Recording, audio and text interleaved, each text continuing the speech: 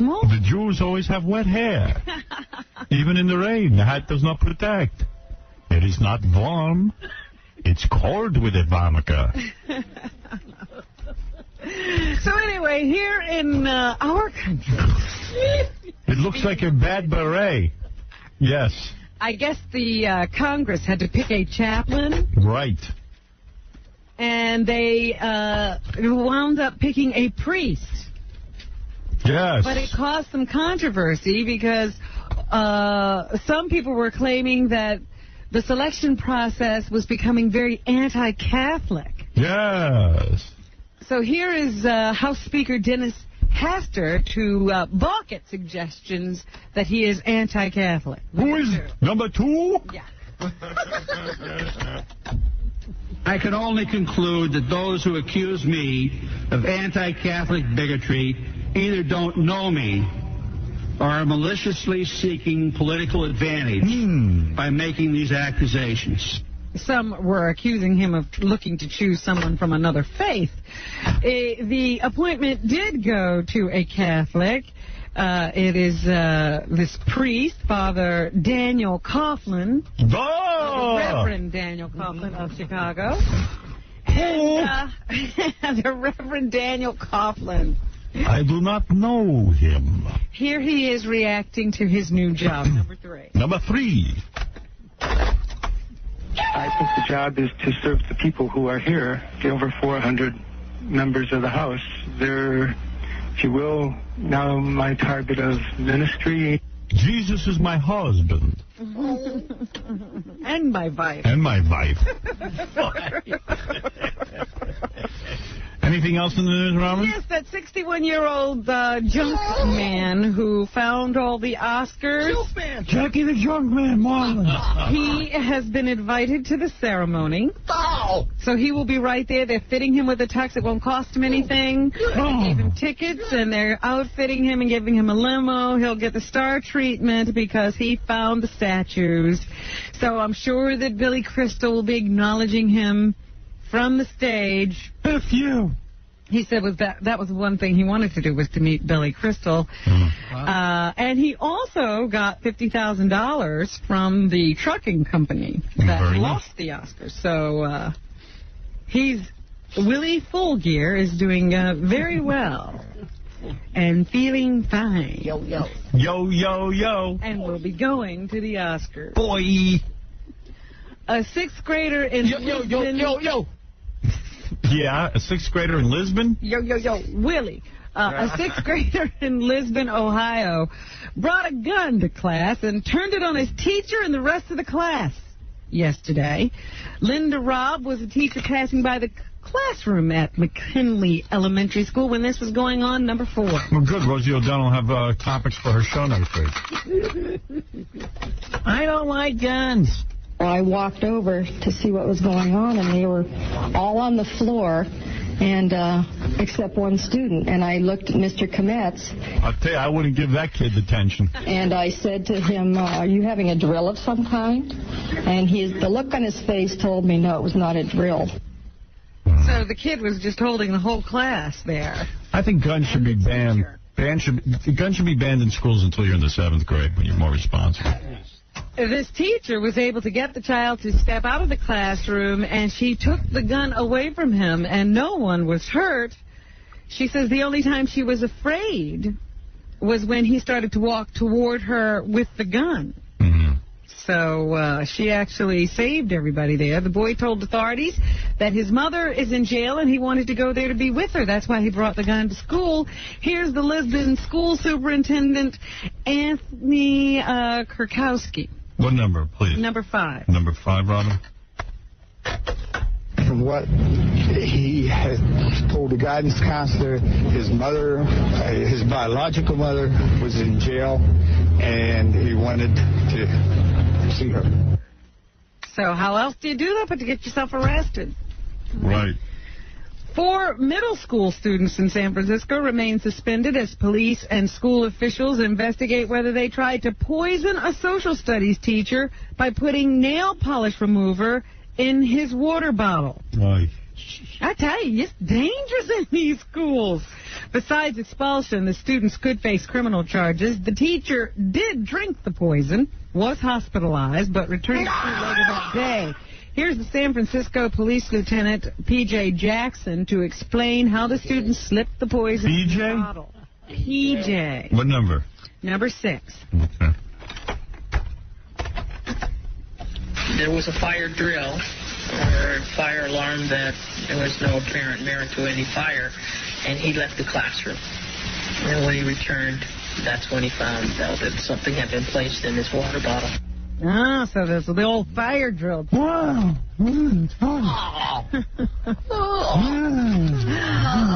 They say that Ken Larson should run out and buy some lottery tickets. He's one lucky guy. He was working on a cable on top of a Walnut Creek, California office building yesterday when he backed right off the roof and fell 5 stories. Still clutching the cable, he crashed through some tree branches and landed on his feet. Authorities said that the drag of the 65 feet of cable unwinding slowed his fall.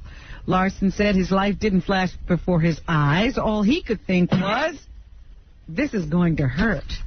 But it didn't. After dusting himself off and getting a quick checkup from paramedics, he went on his way with just a scratch and a bruised shoulder. Right. I also heard early this morning, I don't have copy on this, but Hollywood Henderson, who was a football player, Yes.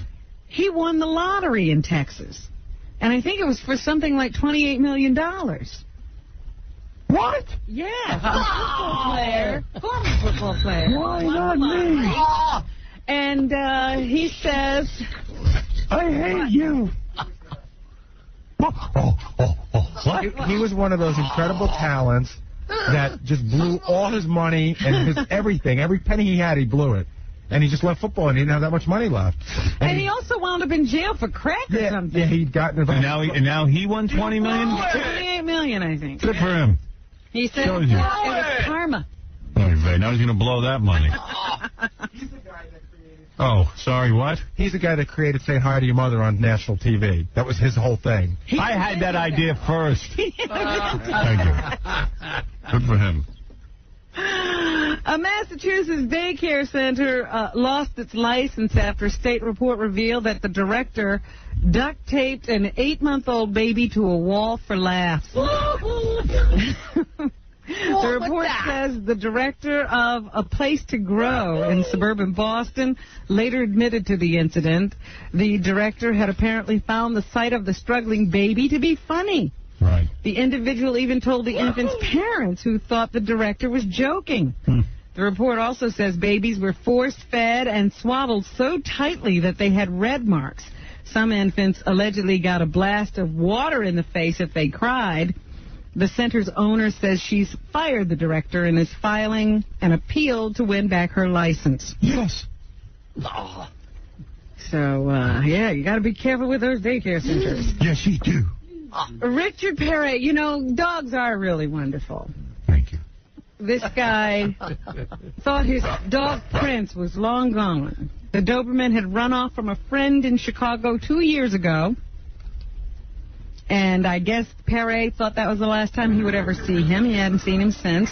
Then he walked into an animal shelter last month looking for a new dog. And now, through an amazing set of circumstances and coincidences, Perret and Prince are reunited. Oh, that's beautiful. Someone in Chicago found the dog in October and happened to take it to the Thompson Training Center in Grays Lake. Perret had adopted a dog from there before, and the owners knew he wanted a new one. So when they got this dog, they called him. And when he walked in, he discovered it was his dog, Prince. How did he know it was Prince? Because he recognized from the description, even when they were describing the dog, he thought, my goodness, that sounds awful lot like the dog I saw. Prince.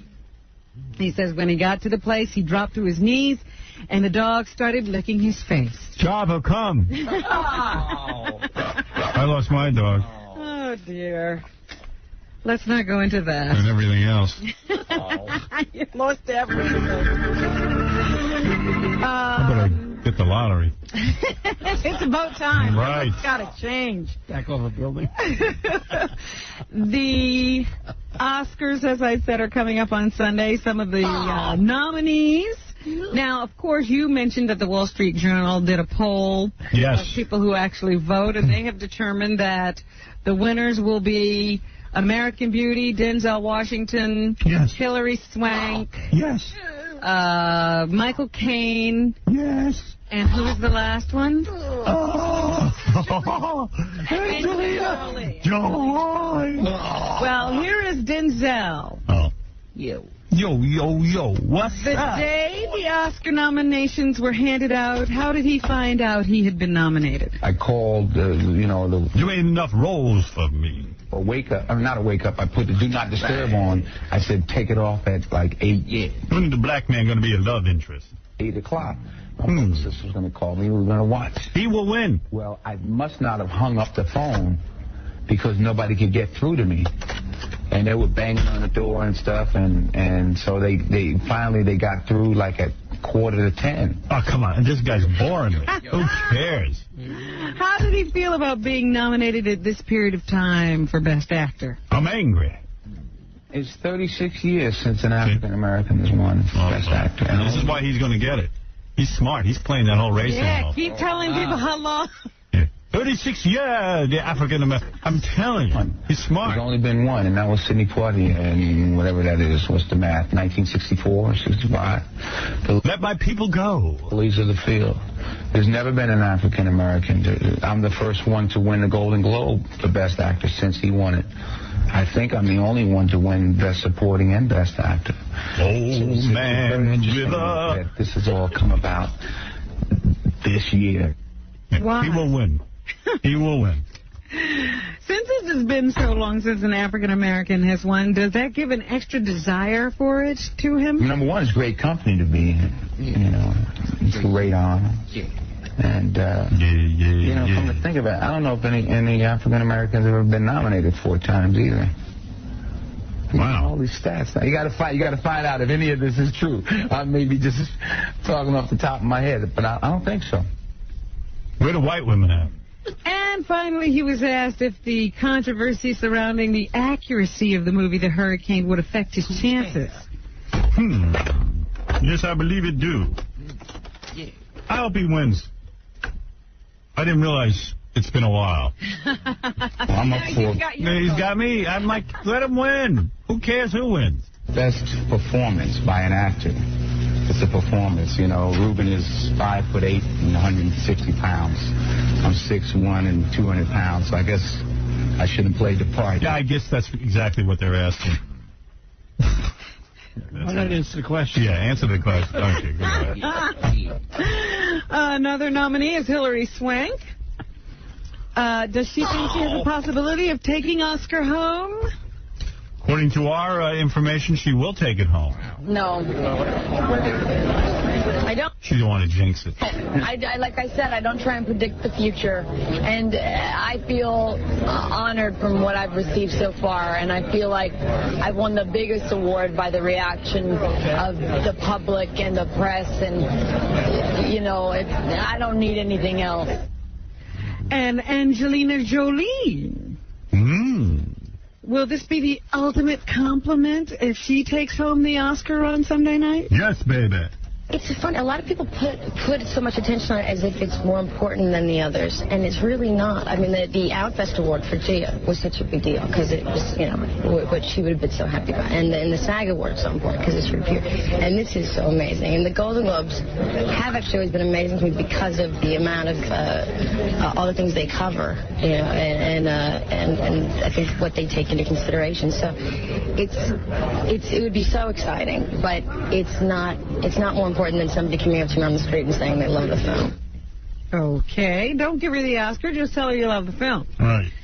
And Michael Caine, he is nominated. Michael says he will win. Do the making of the Cider House Rules right after finishing another film, and he talks about why he had to do it. What I like to do is pick a location where it's warm in the winter, so I can be warm.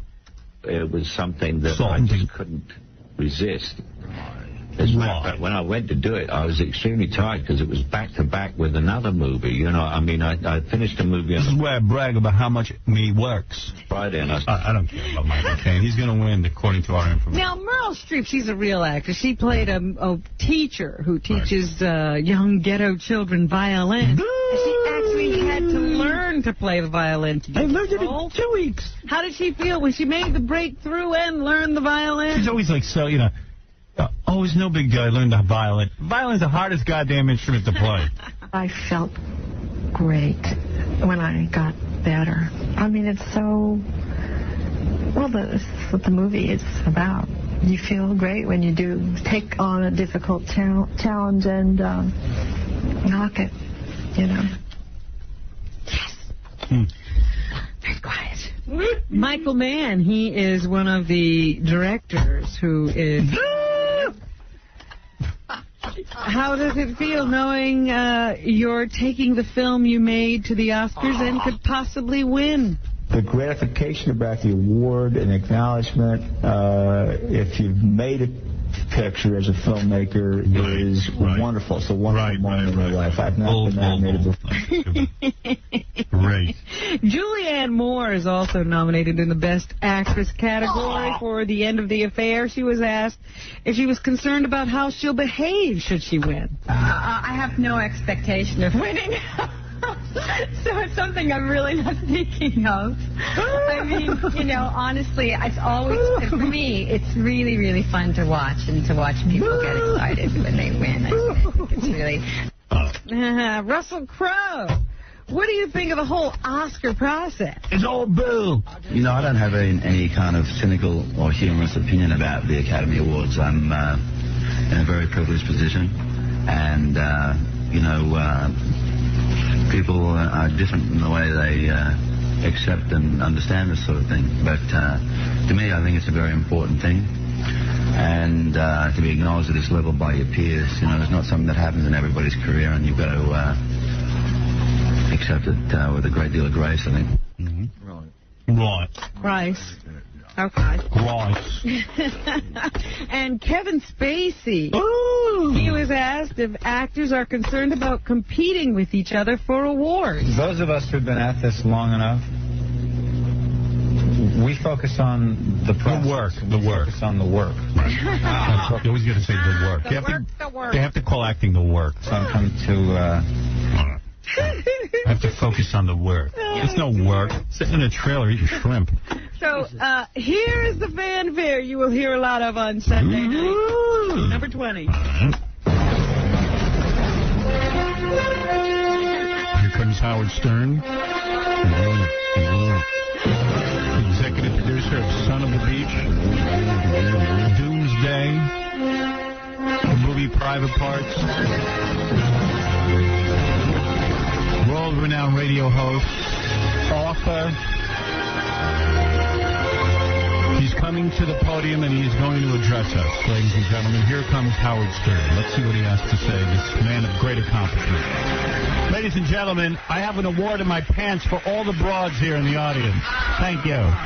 He has spoken. F you, all you phony bastards. And you too, Billy. Billy Crystal. Howard Stern has left the podium now. He has just bent over and passed wind.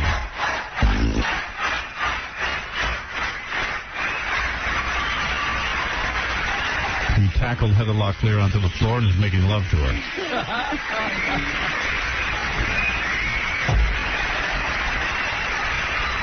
Anything left in the news, Robin? Yes, there is one movie opening today. A couple of movies probably, but the one we're focusing on now is Here on Earth, starring 𝗦𝗵cie 𝗄𝗿𝗍. Oh, Lily. And here she is, number 21. So mad at her. On doing kissing scenes. I think kissing on screen, though, it's always different than kissing in real life because you have to do it again and again, and you have to. So it kind of takes out the romantic aspect of it. No, it doesn't. You walk around and you feel like you've kissed everybody on set because you don't. they've all seen your lips and they've all seen your kiss. Get lost. That's a chick's point of view. For a guy, it never gets old. You could kiss all day, huh? That's right. I'd kiss you anywhere. And she says her movies inspire her to write poems. On every movie, I try and kind of write a poem that kind of mirrors that movie. Sometimes I don't. Sometimes like weird poems will come out that have nothing to do with. Who is this? 𝗦𝗵cie𝘄𝗿𝗱. Who cares what she does? I just like her name. Lily. I don't care if she writes poems. And you know how all those baseball players always trying to get into the Hall of Fame? They have to be voted on, and they're waiting with pins and needles. Well, they'll all be glad to hear that Charlie Brown has made it into the Hall of Fame. The National Baseball Hall of Fame in Cooperstown, New York, is opening a special exhibit in honor of Peanuts, the comic strip. It will feature Charlie Brown, Snoopy, Lucy, Linus, and Schroeder, with appearances by Sally, Peppermint Patty, Marcy, Pigpen, Woodstock, and Rerun in hands-on and other exhibits. So ridiculous. I mean... The exhibit will open May 20th and will honor the man who said he could draw baseball strips every day. No, they're ruining the Baseball Hall of Fame. Peanuts shouldn't even be in there. Pete Rose can't get in. Yeah, Pete Rose, the greatest, one of the, I would say, arguably the top 3 baseball players of all time can't get in there. But Peanuts is in there. Peanuts, Charlie Brown. All right, we got to go. Schultz died in February after drawing peanuts. Peanuts. For 50 years. Peanuts. That's what's happening. Jackie, way too many Heineken Martling. Look at you. You go, girl. His 4 filthy Oleo CDs and cassettes at the warehouse, or call 1-800-323-KING. Can't wait for Thursday, April 13th, as Rascals Comedy Club hosts Jackie the Jokeman Martling in West Orange, New Jersey. For MP3 jokes, filthy 3D jokeman, visit jokeland.com. Thank you, Dustin Diamond, who plays Screech. Thank you to Bob Gollop for coming in with him, and also Dustin Diamond's father, Mark Diamond, who was quite honest with Dustin on the phone. He'll be at Rascals Comedy Club, Dustin Diamond, in West Orange, New Jersey tonight, and tomorrow night at Rascals in Ocean Township, New Jersey. Check out rascals.net. I bet you, you know what? That interview did him a lot of good. I bet you ended up liking Dustin Diamond. I did. Screech. Absolutely. I was no longer afraid. I saw you went over and we're talking to him. Absolutely. So Miss Stuttering John's band opening for Reverend Tribble and the Angels at the Bottom Line Thursday night, April 6th. Win a chance to go to the NCAA Finals with Gary Delabate and model Heather Tyndall by logging on to sportspage.com. Thank you, Vinny Favale, for coming in and hosting the Newly Weird game. And finally, don't forget, Saturday night TV show. Check it out. See you Monday. Bye. The Howard Stern Show.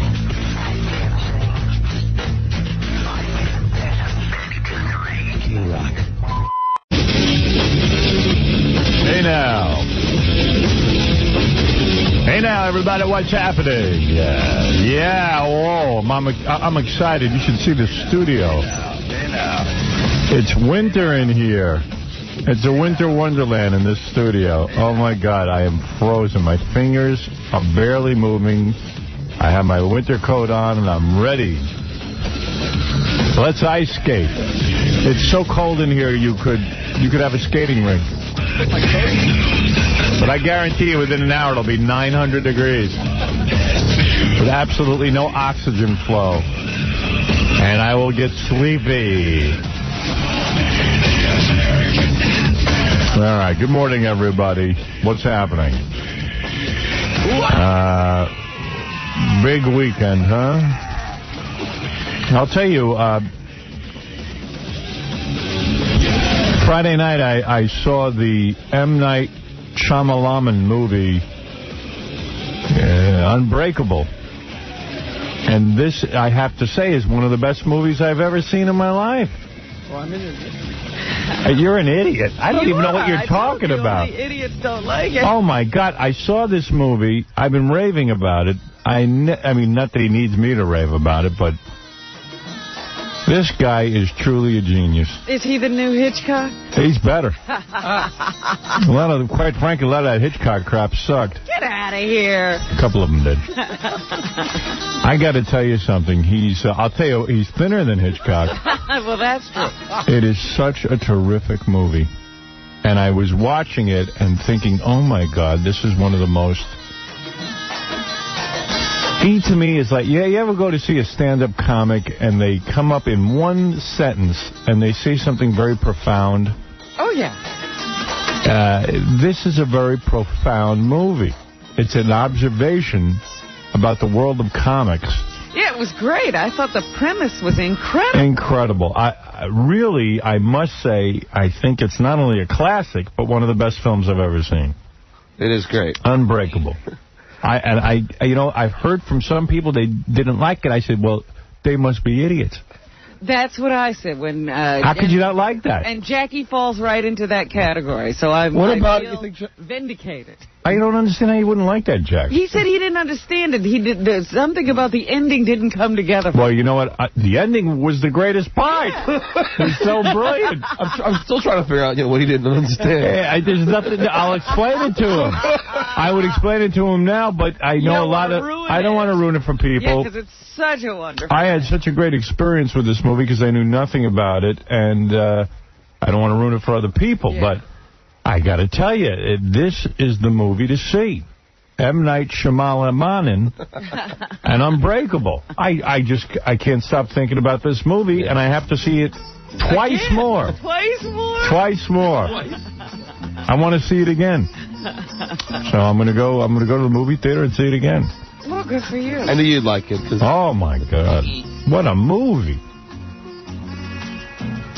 What a movie. Did you like 𝗦𝗵cije𝗄𝗿𝗱's acting part? There were a couple Indians in there. I'm not sure which one he was. See, yours very funny. You can't point him out yet. He looks the same as all the other Indians. There's a couple of scenes with Indians. He's the Indian. He stops and tries to frisk him. So I thought. Yes. 𝗦𝗵cije𝗄𝗿𝗱. Yeah, I saw him in the movie. He was fine. I mean, he didn't do anything. Do you know what he played in Sixth Sense? No. Oh, you're funny. I could care less. And this movie is 50 times better than Sixth Sense. I wouldn't say that. No. 50 times better. No, you're wrong there. Well, I agree with you on everything else. Love this movie. Just cannot believe how well put together, how well thought out, and how brilliant. Yeah, to carry that premise through is just wonderful. I could make a million comments about it, but, just go see it. You don't need my comments. Man. That one needs a sequel. I'll tell you the truth. If this... Yeah. Oh, yeah. Oh, yeah. Oh, yeah. I got it. In fact, I need to see the sequel tomorrow. Now. Right. I got to tell you... You should have made them both at once. If this guy puts out one more decent movie, I'm going to learn how to say his name. I mean it. But that's what it'll take. One more. Not going to make the full commitment yet. He's no Hitchcock, because Hitchcock you could at least pronounce. This guy, 𝗦𝗵cije𝗄𝗿𝗱, is a genius. It's Shyamalan. Shyamalan is a genius. He is truly a creative. 𝗦𝗵cije𝗄𝗿𝗱. Whatever you want to call him. I don't even care about Hitchcock. This is great. Well, you don't know. I don't need to compare Hitchcock to this guy. I'm just saying that's what he's in his own league. About him. He wrote this, he directed it, and produced it. Yeah. That's quite something. That's the funniest thing to me, though, when that credit comes up. It takes up the entire screen. 𝗦𝗵cije𝗄𝗿𝗱. Director, writer, producer, janitor. There's no more room on the screen. Oh, he's really terrific. My hat's off to him, but I don't wear a hat. So. My turban's off. My turban is off to him, right. You unwrap your turban. Right. Remove your towel. I bow my towel to him. There's such an expression. That's a great film. Yeah, it really was. All right. Enough about that. Now, when I come back, I have to take a break. When I come back, I will, since, it's the end of the year, it's time to announce the greatest things at the end of the year. And the greatest things at the end of the year? Yeah, what was the greatest of the year? About this year. When I come back, I will announce the greatest news story of the year. You're in my opinion, Times Man of the Year now. Right. Now, you had a lot of stories. You got this election. You got Clinton with Monica Lewinsky. You got a lot of things. Clinton with Monica Lewinsky, that wasn't last year. Whatever. Well, a lot of that happened. You have all kind of different stories. You had the stock market at new heights. And new lows. And new lows. Oh, I know what it's going to be. You don't know what it's going to be. What do you think it's going to be? I think it's... Oh, should I say? Should I? Yeah, you're not making the announcement. No. I had to bleep him off. Stupid ass. What are you doing in here? I was just talking about the movie. Get out. Get out. I agreed with Howard. I know what it is. I'm going to read to you what the greatest story of the year was. Okay. All right, when I get back. Thank you. Howard Stern. Hi, I'm Tori Spelling. I've been without a guy for a long time. I'm cute and I have gorgeous chest, but those are just the tips of the iceberg. My old man has more money than Donald Trump. You knock me up and you're sitting in butter forever. I'll be sitting by the phone. Call me quick before the interest in my bank account mounts up any further and I get a headache from counting. The Howard Stern Show. Freedom of speech is something that's guaranteed, even if we don't like or we deplore what a person has said. And I think the FCC has gone well beyond what they were intended to do. Howard. I think you just became my personal hero. Talk radio to 200. Answer there. Infinity Broadcasting, employer of several shock jocks, has often been fined by this federal agency. Margaret? What is the FCC? That's right. The Howard Stern Show.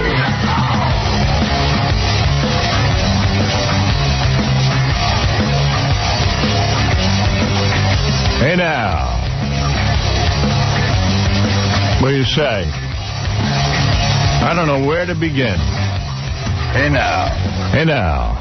Hey now. Hey now. Hey now. Hey now. Hey now. Hey now. Hey now. Hey now. Hey now. Hey now. Hey now. Hey now, douchebag.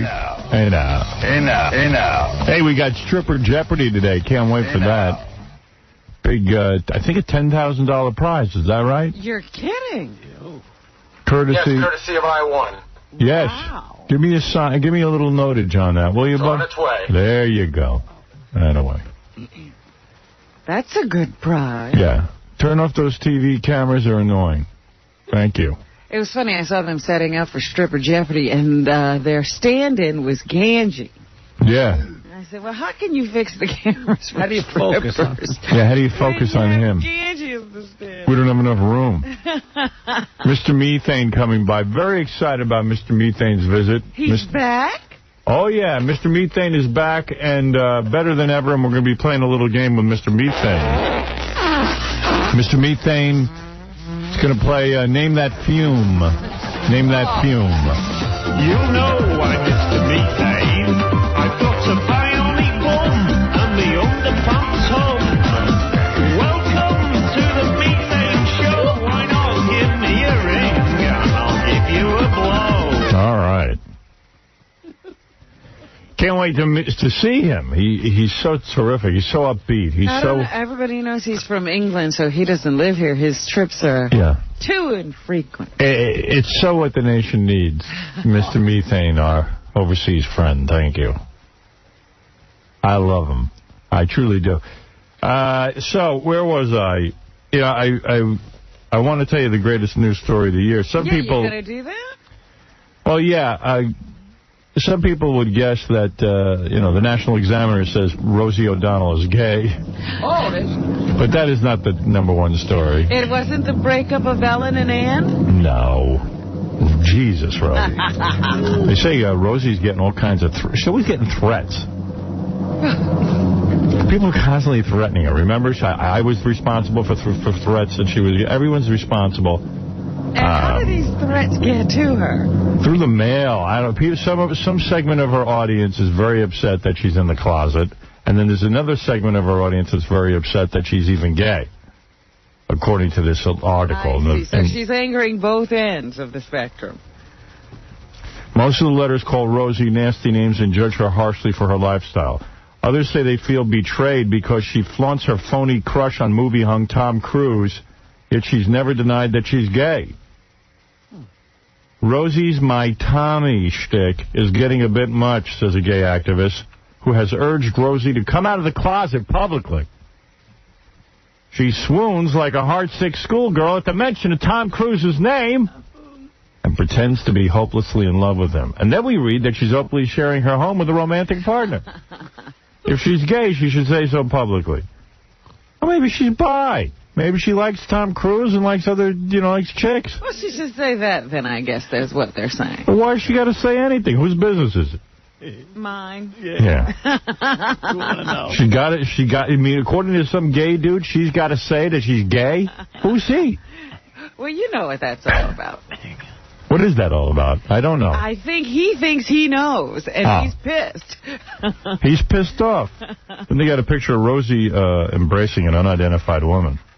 And the woman looks hot. Boy, she is the hottest Another broad. woman, not the woman that they accused her of living with? No. The other week? Different broad. Wow. Wow. Wow is right. In other words, she's having more action than I am. How's she doing that? Look at her. Big fatso. Well, getting all the chicks. You made the point that she probably is a sex symbol, if that is her lifestyle. Yeah. Because a lot of gay women go for big fat broads. Big women. They do. They like the man woman to be chunky like a guy. Like it almost looks like a guy when they're that fat. You know what I mean? A chick can almost look like a guy when she's fat. She can look like a football player. Yeah. She looks like she has all that padding on for sports. Yeah, Rosie looks like Jumbo Elliott. Or something. And but then if I'm a lesbian chick, why do I want a girl that looks like a guy? I don't get the whole thing. Well, that's why you're not a lesbian. I guess she's got that extra treat in her pants. Speaking of fat, Brian Gumbel's as big as a house. I think the stress has gotten to poor Bryant. Has that show been doing any better? No. It's not. It did okay when the survivors were on. He needs Survivor. No! But it's not burning any new ground. I got another story in here. These are not, by the way, you would think this would be the top story of the year, but it's not. Chuck Norris takes on Russian mafia. What are you talking about? Evidently, Chuck's got a casino in Moscow. Oh, he does. And he is fighting the communists over there single-handedly. You never know what Chuck's up to. He has a casino in Moscow? Unlike many other casino owners who routinely cave in under pressure from the mob, including the threat of brutal beatings or worse, Chuck Norris has been able to withstand all attempts by these ruthless thugs to muscle in on his Moscow-based Beverly Hills casino. They can't get... He's so tough. Well, he kicked their butts. He would kick their ass. Every time they threaten him, he just karates them. Evidently. So you would think that might be the top story. That's not it either. Or this one, Jim Carrey, I've got mental problems.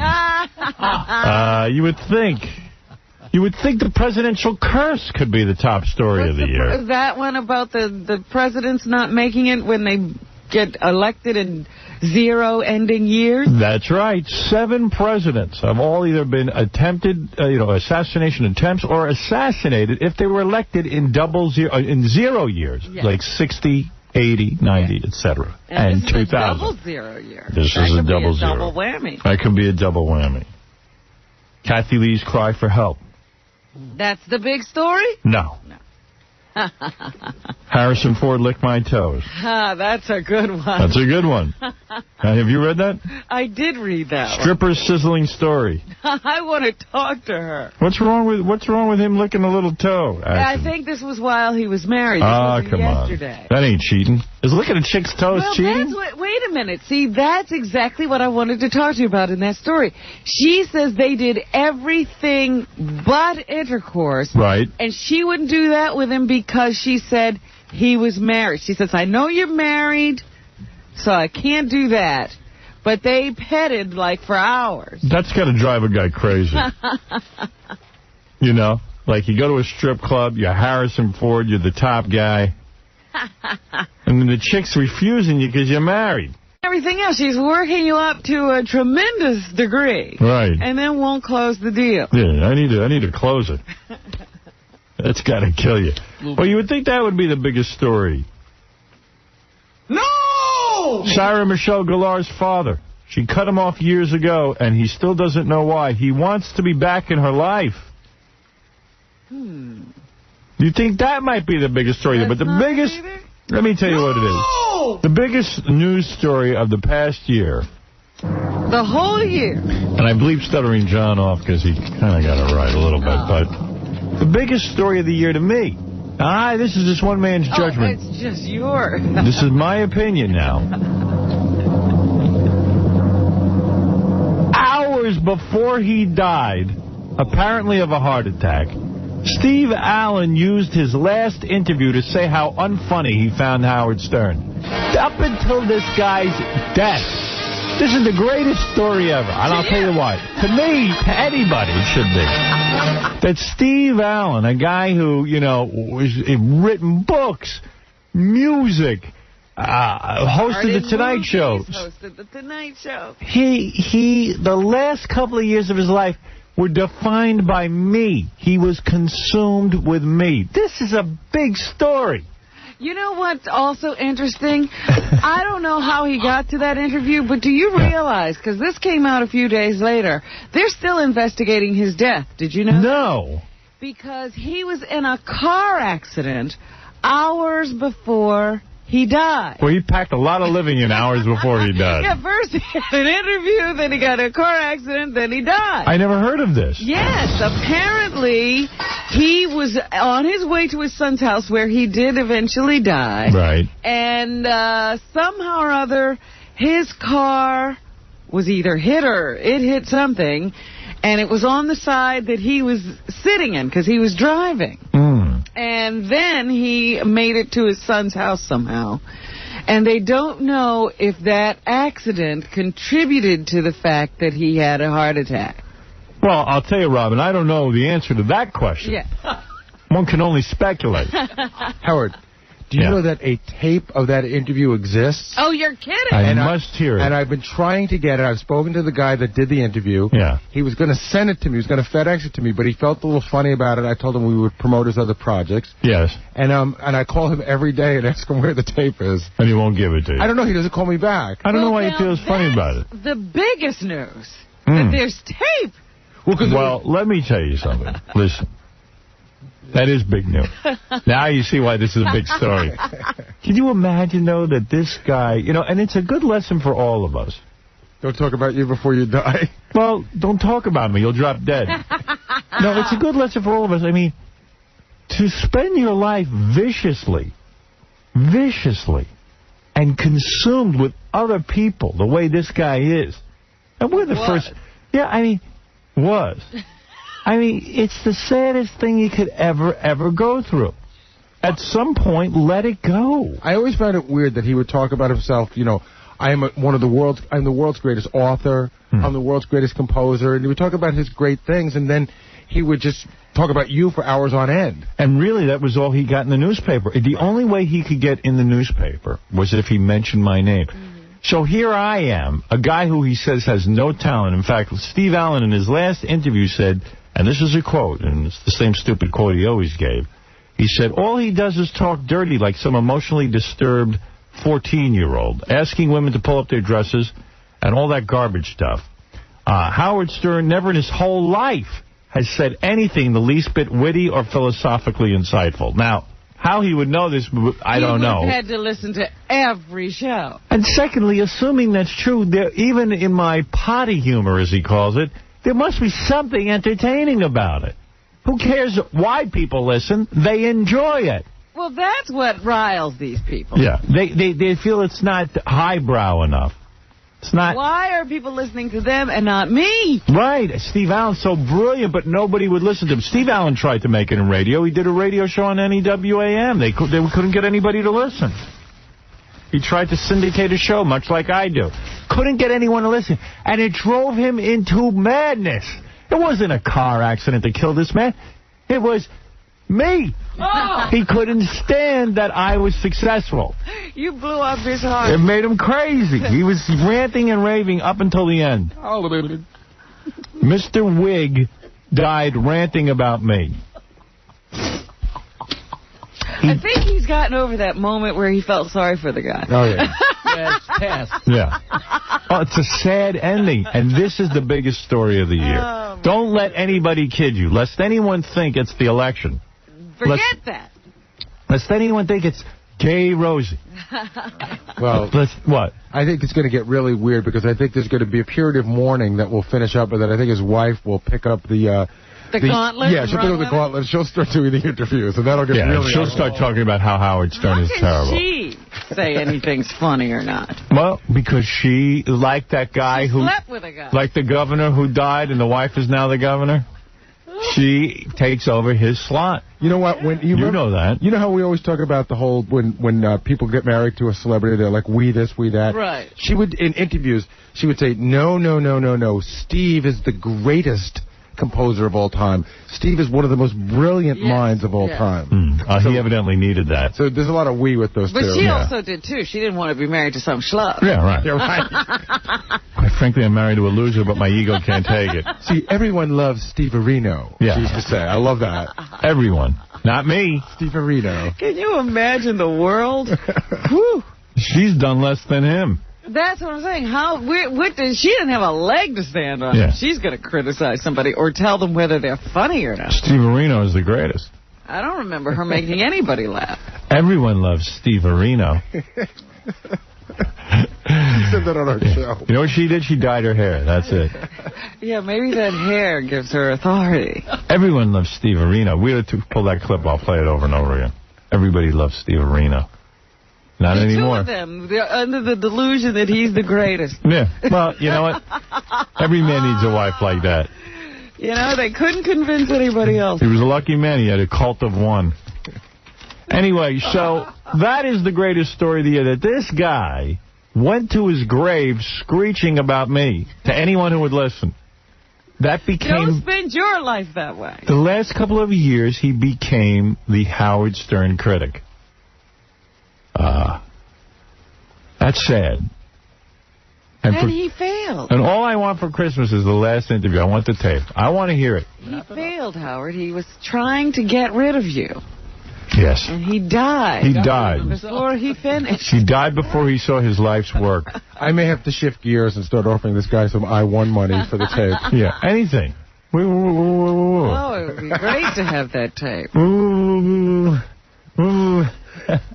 I gotta have it.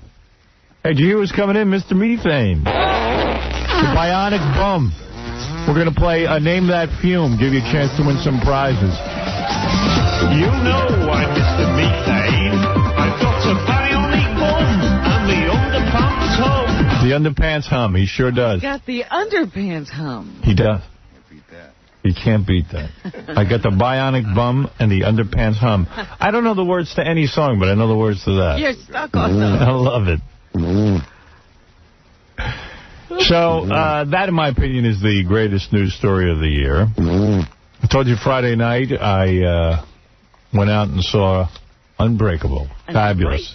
I cannot tell you how I recommend this movie. This is the greatest movie to see. I'm so glad to hear that, because I heard some mixed things from Don't people. listen to anybody. Those people, they just are not ready for the challenge. This is a great movie. Because I'm excited to see it. You're going to love it. I never saw such a good movie. This is such a good... It is a classic. It's right up there with all of your favorites.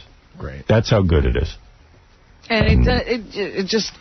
That idea is so fabulous. Fabulous. It's great to see true creative people. Not potty humor. Not these witless and unphilosophical people who don't know how to make intelligent, witty remarks. Morphing into humor Steve Allen. Right. Without potty language. I know what I'm going to do in my old age, which is rapidly approaching. What? I'm going to find somebody and just criticize them. That'll keep me busy. I can't believe you would do that. I wouldn't. I'll pick out a comedian and just hound him. So that is the story of the year. Baba Booey, in the event that I re-sign my contract... What has he done in the event?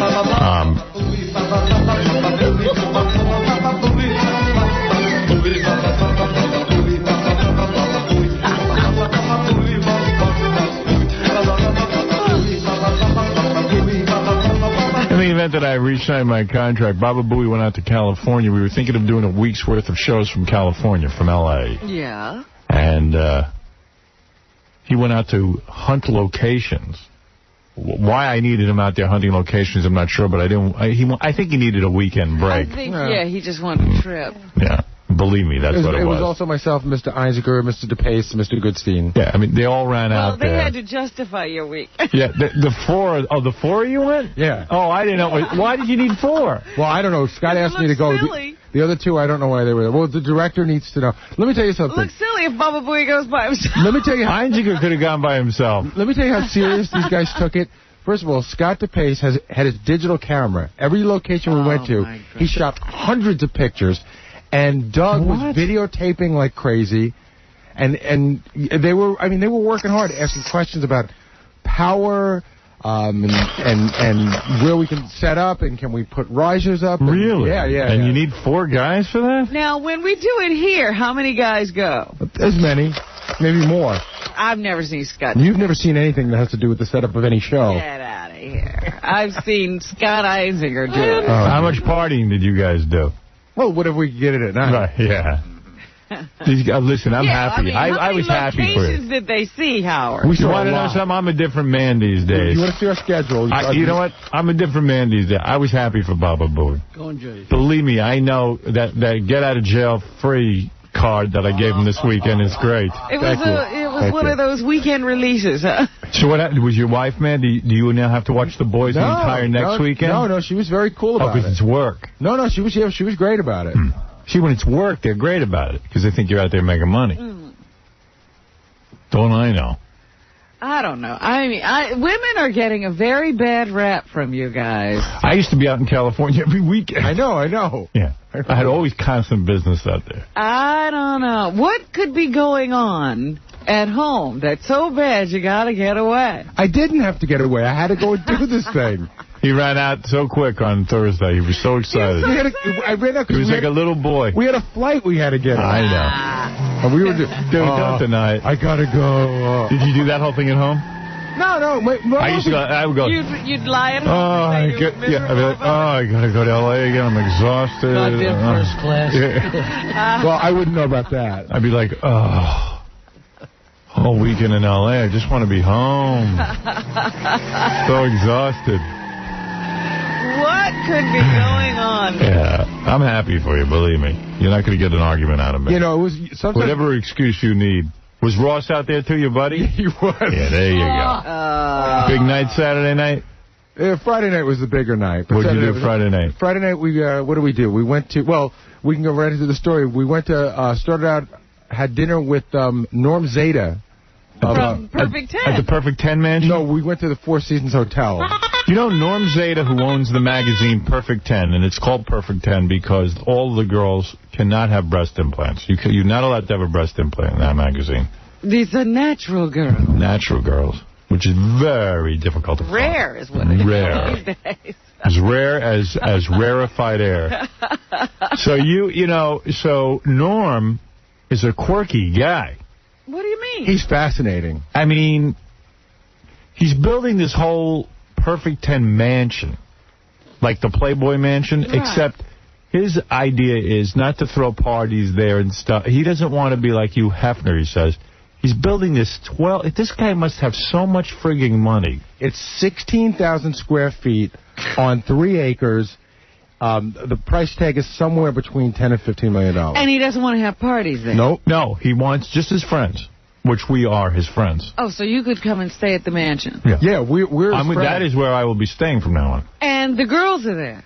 I don't know. Did you put up the girls? There are rooms there. Some are for some girls, and like one room is girls with no implants. There are rooms for, Robin. One room, you could stay there. There's a no implant rule even in the rooms. But Norm's been building this thing for 5 years. Yeah, when is it going to be done? No, it's almost done. He's moving in 2 weeks. There's a room that's... He's not going to do the camera thing like you, Hefner. Cameras everywhere. No, but there's a photo studio. You know, a place to shoot photos. Go ahead. Oh, so he'll do all the photo shoots. His office is there, and when you walk into his office, Norm is a stock genius. Yeah. So when you walk into it, he's already got up 4 screens that just give you Bloomberg, and 1 screen that gives you Reuters. He's got 5 screens going. Wow. For stocks. Why doesn't he invest some money from me? Really? Never mind that dumb magazine. Beautiful pool, of course. Really? Beautiful tennis court. Has he got a zoo? An elevator. Does he have the zoo yet? No, not the zoo, not yet, but an elevator. Really? An elevator? Yeah. Does he need the elevator? It's 2 floors. And he's got an elevator. I said to the guy building the house, I go, why does Norm have an elevator? And he goes, because everyone here has an elevator. How close is he to finishing this house? Is it like... Oh, no, it's he'll move in 2 weeks. It's 2 So weeks. you saw the house? No, we were in the house. Oh. I mean, the house is empty. Are we thinking of doing a show from there? We are thinking of doing a show That from there. was one of the locations? One of the I'm places. thinking if we go to L.A. to do the show, I want to stay there for the week. You should. I will make that my headquarters. HQ. Rob and I will be HQ over at Central. Howard Central. I am going to live at the Perfect 10 Mansion for a week. Did you know that Norm Zeta was preparing a special Howard Stern room? Was a math professor at Columbia University. No, I didn't. I mean, he's I believe it. chock full of stories. Wow. How old is he? I don't know. He's had many lives. Looking better to you, isn't he? So, and Norm's like the uber geek. I mean, he looks like a bigger loser than me. Although I met somebody Friday night who was shocked by how good-looking I am in person. And who was that? Ray Charles. Oh! Somebody said I was good. It was the guy and his wife. It was the guy who said it first. I felt his face and said... The guy said that in all of the pictures and on TV he sees me, they lie. That I am much better looking in person. Who is this guy? I don't know his name. Learn it. He's anonymous. He prefers to be anonymous. And his wife agreed that I am good looking. Quiet, Jackie. I'm better looking than you. Don't start that crap. Well, I know it. Even though I lost that contest to you. Maybe I can't pick Those were guys that said you were better looking. The women said I was. Oh, really? That's right. Is that what happened? That's right. Check the tape. So Friday night after we had dinner with Norm Zeta, now Norm Zeta is like really weird.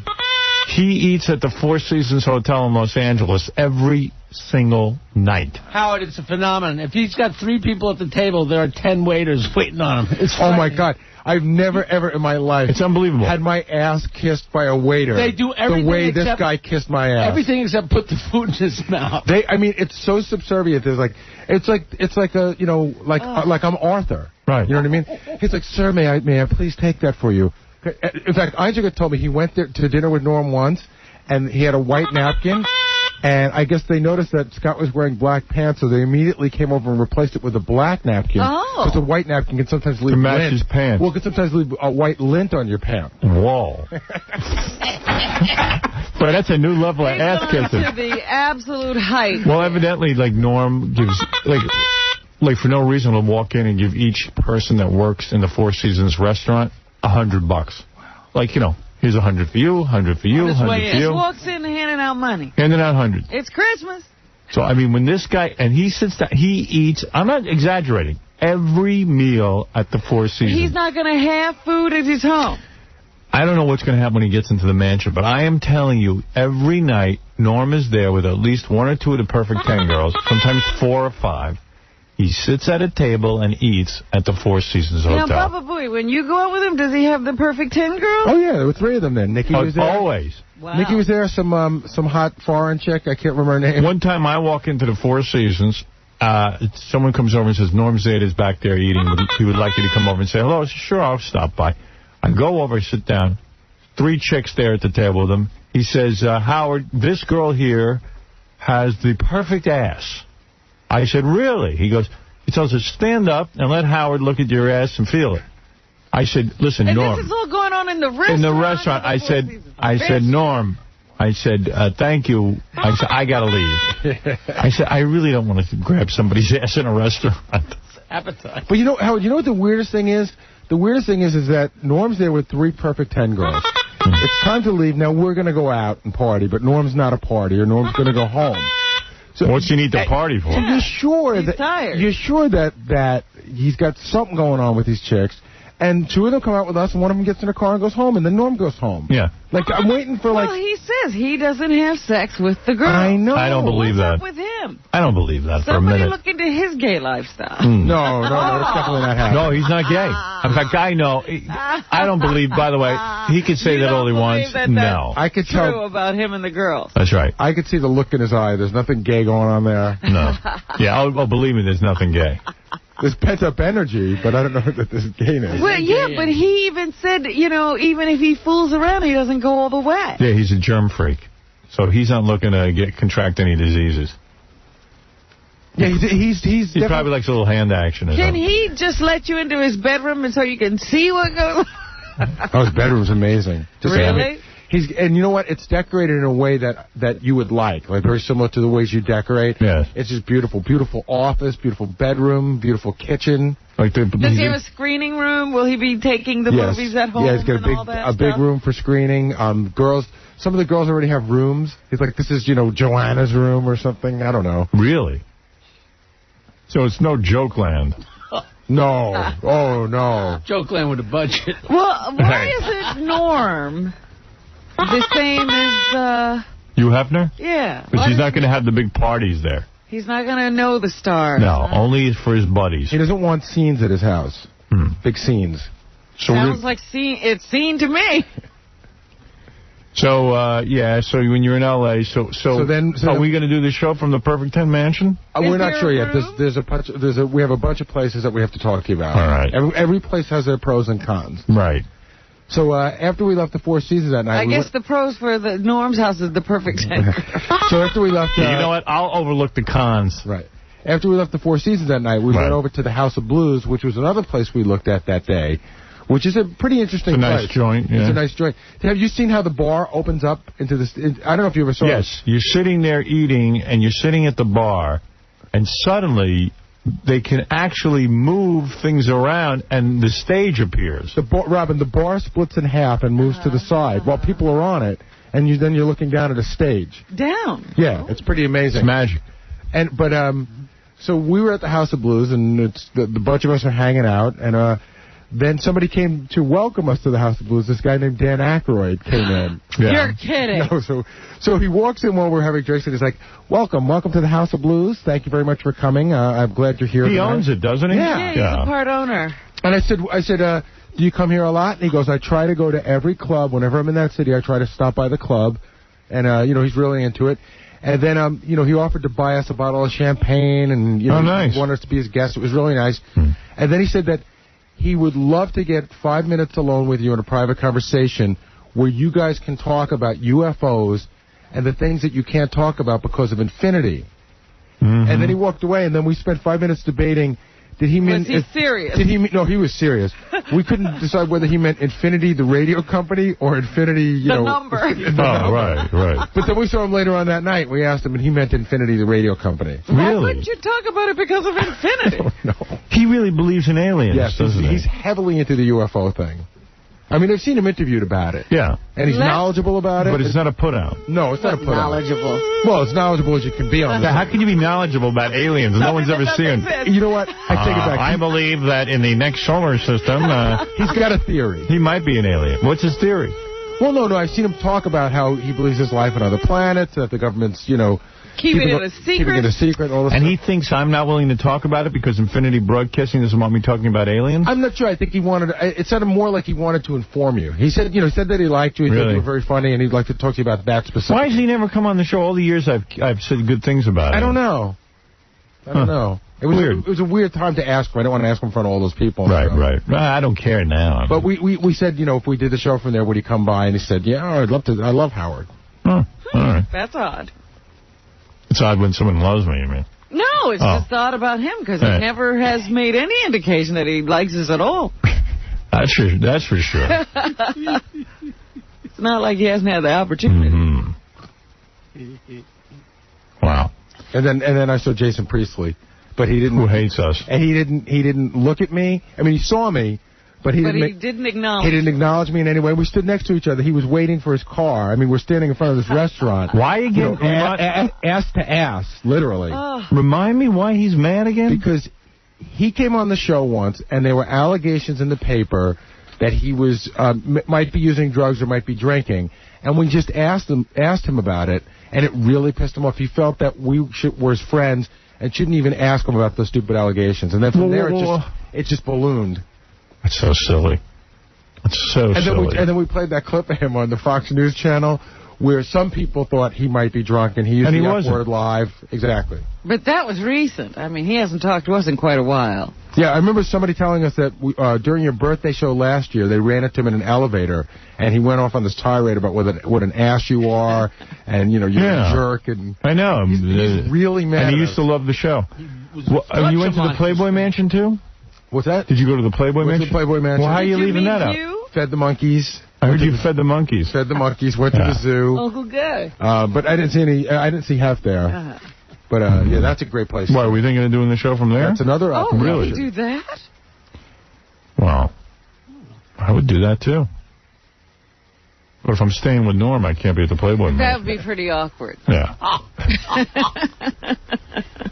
When I don't see the Playboy people putting me up, so I'm going to stick with Norm over at that Perfect 10 mansion. If you have to make a decision between the two, you bet. You got to go with Norm. Huh? Mm-hmm. Going with Norm. I think he just started this magazine so he could get girls. Clearly. Duh. Because he ain't making money with it. No, it's not like a business proposition. It's the revolution. He reminds me of Citizen Kane. When they tell Citizen Kane, you lost $1 million this year, and he says, yeah, in 150 years I'll be broke. That's what I think of when I see Norm. You saw Dan Aykroyd? You saw Rachel Hunter, you said? Yeah, she's so cute. She's so cute. Beautiful girl. She absolutely had zero interest in me, the newly single Howard Stern. And gave me no indication of interest. Oh, and I saw David Spade. Oh, yeah, I spoke to him. Like? I spoke to David Spade over the weekend. Did you see signs of a struggle? You know what? I'm just going to tell you. Howard can tell you the story. It's like, when you know the story, it's just not that funny anymore. Yeah, it's not. It's horrible.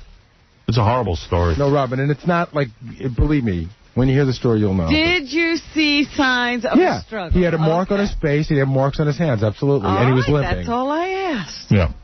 He was limping. Yeah, he really had a traumatic experience with this guy who lived in his house. Spade was telling me the whole story. Maybe I should take a break and then tell you. He's never going to tell us. We got to get it from you. I don't know. I said to the guy, call in. I'm traumatized, blah, blah, blah, blah, blah, It'll do you good to talk about it. Yeah. What is it, Dave? Hey, good morning, Pinocchio. How's that toucan beak of yours this morning, sir? My toucan beak is fine. What can I do for you? In the death pool, did anybody have Scott Smith from the group Loverboy? No, of course not. Did he die? I'm just curious. Well, he got lost at sea. He's feared dead. What about Imagine? Thank God the death pool didn't get that obscure. Lost at sea is your epitaph. Right. What about Chris Anley, the jockey? How do you get lost at sea in this day and age? They're Indian like on a nickel. Like Geronimo or something. Yeah, they're all artsy pictures. She ain't bad, though. I like that. Yeah. If she what do they call that? If her she lats. was here, you wouldn't kick her out. Is that her lats? No, that's like... Her ribs? Got like manly I don't know what those shoulders. things are called, but I like those. Those are called lats. This is the lat muscle. No, that's a lat right there, but the little dents. The intercostals. The ribs? I wish I had that. Lats are on your back. Robin said I'm getting that. But those are the intercostals, you two. I need to post for Playboy. You're ready. I'm intercostal. I thought intercostal was a highway. That's the intercoastal. Oh. Robin, please wrap up the news. I'm dying in here. A couple of notable deaths. Please. The bassist for the group Loverboy. Yeah.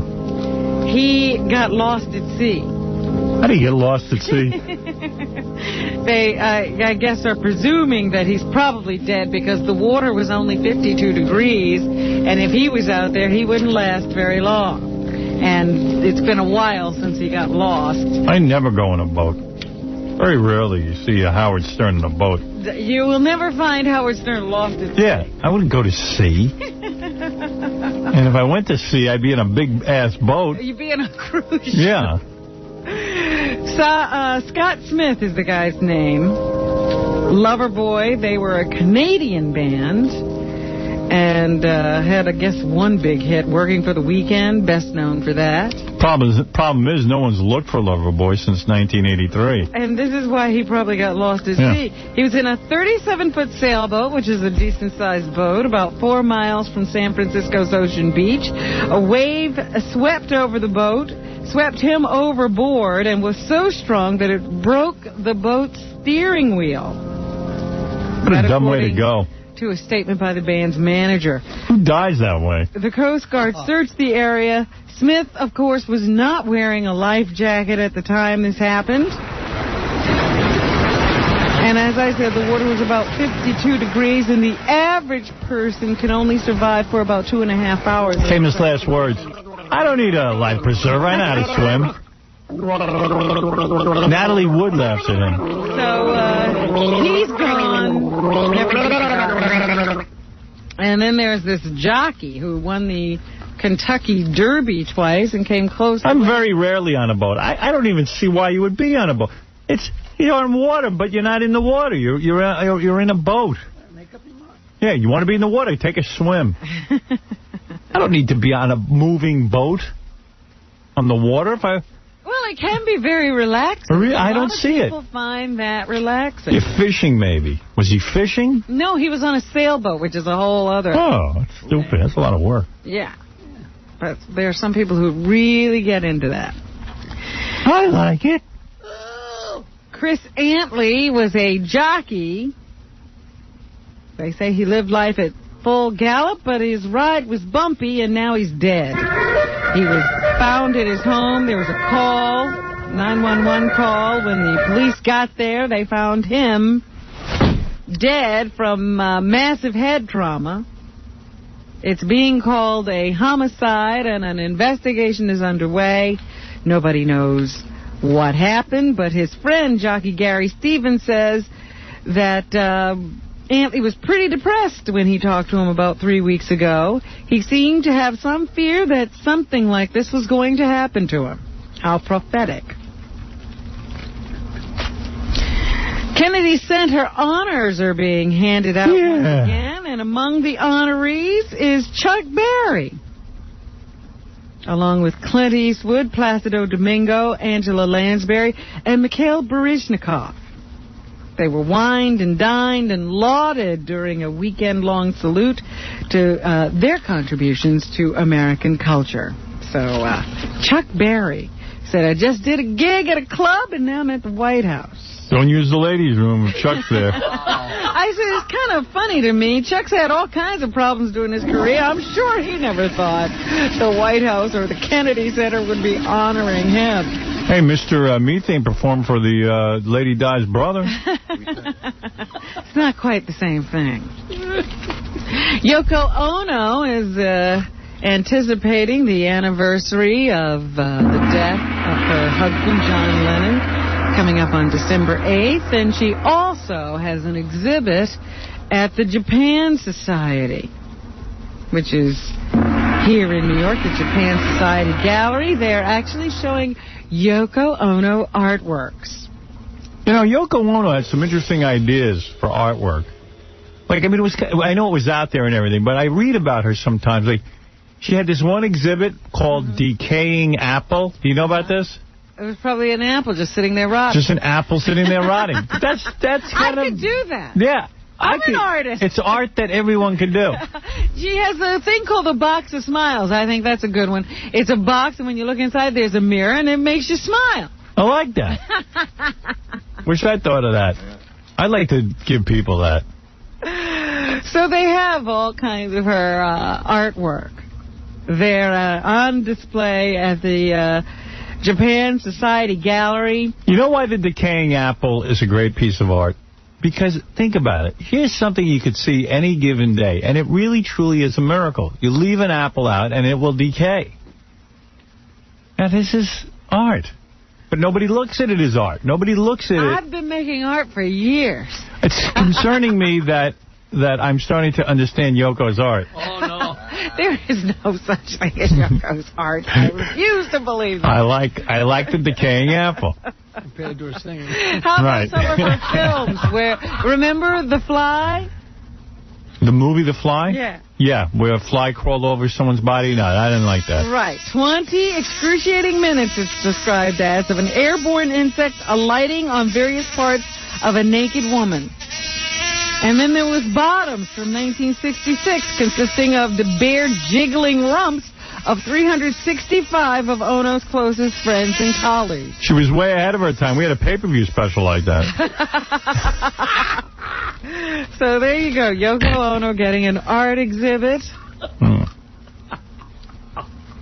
They're auctioning off everything these days. There are some big auctions of celebrity memorabilia going on at Christie's and Sotheby's this week. You can check out the wares. It's the jewelry of famous people. I'm thinking of putting a frame around my bowel movements. Well, you might as well, because now I'm reading that there's a big opera star. She was one of the superstars of opera, Maria Callas. Yes.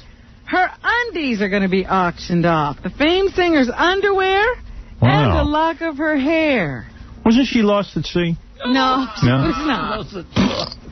Were among hundreds of personal relics snapped up by fans at an auction in Paris over the weekend.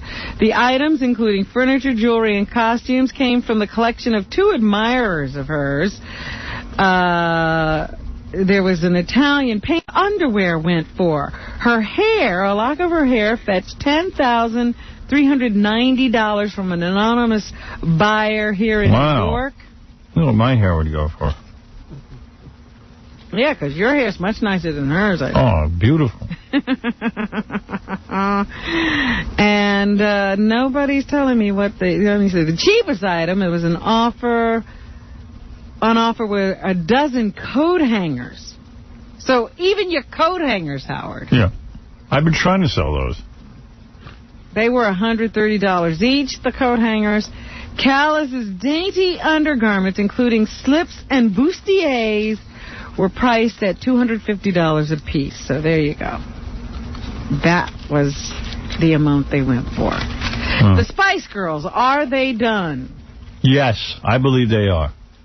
They say that this new album came out to poor reviews and disappointing sales. I believe it's over. So maybe it's over for the Fab Five. They've had a tough time since their big success, and I guess now they're going to go away. It's over, Johnny. 40 Spice gained weight. Yes. Posh Spice lost weight. Posh looks great. I think she's beautiful. Sporty and looking too feminine. And there was a terribly bad divorce between Scary and her husband. Scary's hot, the black chick. Very scary. Yeah, but her husband says he left because she couldn't breastfeed the baby. Yeah, well. Now, what's he got to do with that?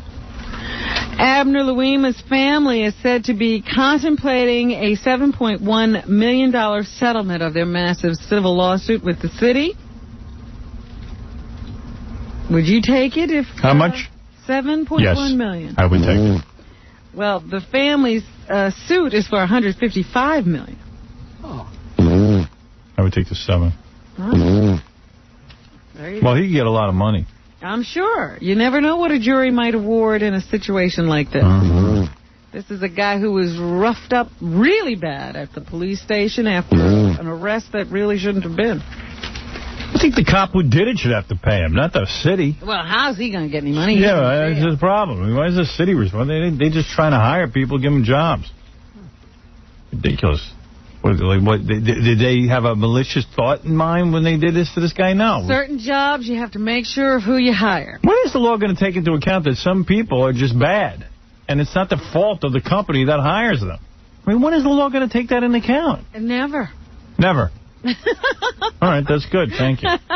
So just like, why is it the cops' fault? What? Because they could have predicted this guy was going to put a plunger in a man? Yes, the cops are supposed to be able to. They're supposed to be able to predict that. In what? In a what? A magic 8 ball? They are not supposed to give guns and nightsticks and authority to guys who are out of control. Oh, I see. And of course, who is the human being that can predict this behavior? None. I want to meet the lawyer. Why don't we hire a lawyer to predict who's going to do this? And let him be responsible. Yeah. Every time they get into trouble. Lawyers won't take responsibility for anything. They know better. I mean, one of our sales guys, Ed Moyer, who knows what he does in his off time? I can't be responsible for that. No, bend over. Do you like my earring? Now, Howard, You don't think I'm scary, do you? have you been paying attention to the football playoff scenarios? Yes, I have. The Jets have been playing great. Let me tell you what's happening. The Jets have been playing great. They've won a couple of games. So they Key are... games. Key games. They're going to be tied for first, I think, with Miami. I don't know that. They got to win a game, and Miami's got to lose a game. But Miami's got a much tougher schedule than the Jets. And if the Jets and Miami end the season tied, the Jets are a better team. They've beaten Miami twice already. Yeah, they got the tiebreaker. The Jets have the tiebreaker. Well, if the Jets and Miami are tied at the end of the season, the first thing they go to is head-to-head competition. The Jets beat them 2 times this season. Now, the Giants are tied for first place. No, they were in first place. Are they? Yeah. Oh, that's right, because they won yesterday. Neither has clinched a playoff berth yet. No, there's 3 games left. And I was telling Howard, if the Jets won 1 game of the 3, they'd probably get in. If they won 2 games, they would definitely get in. But with them, you never know. And now here's another thing. What? We could have a Super Bowl between the Giants and the Jets. That's true. Yeah, I mean, in the same year that we had the Mets and the Yankees. That would be something. And Curtis Martin's buttocks is fine because he ran for 204 yards yesterday. He had a buttock injury.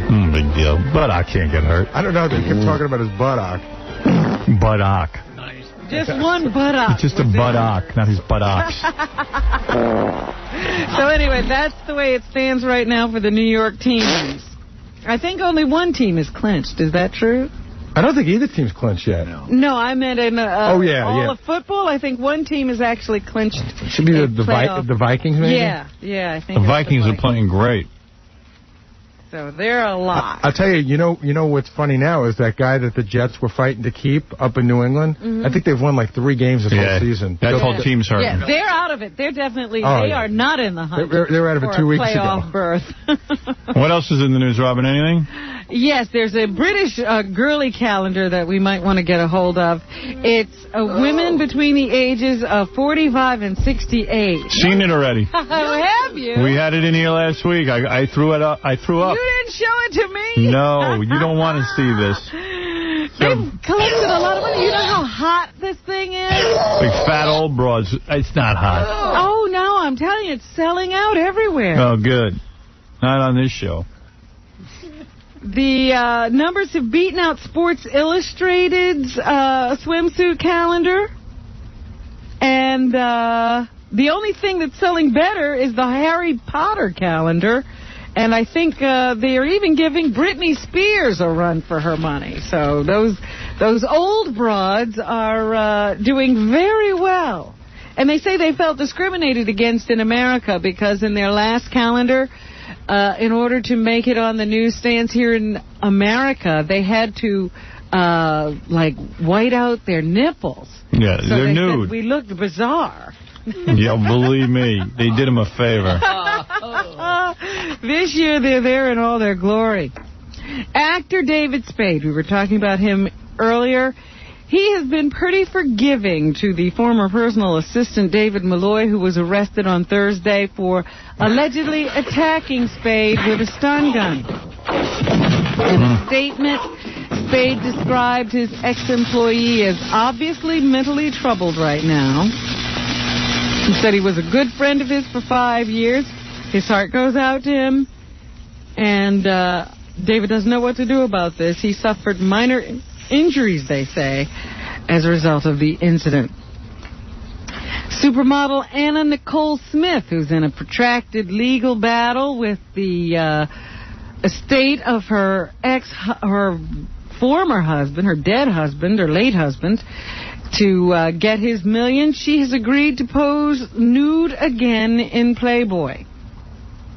She was the 1992 Playmate of the Year, I think, and will appear in the February 2001 issue of the magazine. Oh, my. Good, I want to see that. Donny Osmond, who just lost a talk show with his sister, may be hosting a new edition of the $1 million, be a $1 million pyramid now, not the $25,000 pyramid. So, Donny Osmond looking for a new gig. Way to go. Game show host. David Spade was attacked in his house while he was sleeping. And Madonna, while she was sleeping, was robbed in hers. Robbers broke into Madonna's posh Notting Hill home and absconded with her boyfriend's Range Rover while he, and the kids were asleep. Who gives a crap? The vehicle was later found in West London. Madonna has said in the past that she feels safer in London than she ever did in New York. Well, think again. This was a horrifying story and blasted with big headlines in weekend newspapers. Supermodel suffers emphysema. Christy Turlington has told the London Times that she is in the early stages of emphysema. She's a 31-year-old model who learned of the disease during a lung scan. She has been a staunch anti-smoking advocate since her father died of lung cancer in 1997. Apparently, she started smoking early, I think around the age of 13 or so, and was She's hot. Smoking a pack a day, and now she has damage as a result, and she will use, I guess this is another reason to encourage other people to stop smoking. It's great to go out with her because you get that emphysema, she can't run away from me. Always thinking, aren't you? You bet. Looking for the bright side. Tom Hanks has a new movie coming out for the holidays. It's called Castaway. Yes. They had their premiere last night, and Tom was asked what he thinks or how he thinks audiences will react to this film, number 13. Horribly. I think we made a bodacious and, uncompromisingly original film, and, Gee, what a shock. You just swing away. I think we got. Well, he hasn't been heard from in a long time. Who cares what he thinks? Are audiences ready for a film as different as this one, number 15? It's so different. I don't think we can handle it. We're too 15. stupid. What you're always trying to do is just do something new, and I think the audience is very smart, and they're very hip, and I think now they've seen every sort of cinematic narrative there is, and I think anytime you can bend the prism and actually get some new kind of attempt at telling the story, I think that people react to it. All right. He's such a nice guy. So pleasant. Nigga, please. That's what they say about him. There's also something in theaters now called Crouching Tiger, Hidden Dragon. Yeah, I don't want to see that. Oh, stop it. Too long a title. Opening gradually in theaters across the country beginning this Friday. Michelle Yeoh is one of the stars. Chow Yun-fat, and it's an Ang Lee film. She was asked, what was the most difficult part of making this movie, number 10? To be honest, the Mandarin, the language, was the most difficult. Because, when I speak in English, it's my mother tongue. Mother tongue. I know where to pause. I know what are the right nuances. Hey, Jackie, your mother's tongue is nice. So that my audience will understand what I am trying to say. Who cares? It's an action film with subtitles, Howard. About this girl, she came up to me, she said, you got me pregnant, I'm going to kill myself. I said, you always were a good sport. And then I said to her... You know how a lot of people nowadays feel that they have to climb Mount Everest? I don't know why. Yes, because they're stupid. But everybody with any money at all has to go risk their life and limb climbing this stupid mountain. It's all a scam anyway, because these Sherpa dudes you hire, they carry up there. Carry up the mountain. Yep. Dr. Kenneth Kamler is the author of Doctor on Everest. Oh. And he was asked what climbers are like as people. And then we got to go save all these people and spend a fortune saving them. Originally, I didn't know how it would affect my practice, because I was in solo practice as a surgeon. Oh, how fascinating is this story? I'd be away a long time. People would forget who I was. The second thing I thought people would think I was crazy. And just, I wouldn't... Who cares? It's no big deal. The guy climbed a mountain. Hip, hip, hooray. All right, come on. Such a big deal. Crazy. In their lives. Yeah. Their lives, not my life. Gillian Anderson, you know her? Gillian Anderson, boy. I gotta tell you, yeah, she's from that X-Files. Yes, she is. She's Yeah. also in a new TV movie. Yeah, boy. Actually, it's a theater film. It's called The House of Mirth. Yeah, House of Mirth, boy. In select cities on December 22nd. Yeah. Gillian, if you weren't acting, what would you be doing, number one? She'd be a dancer at school, boy.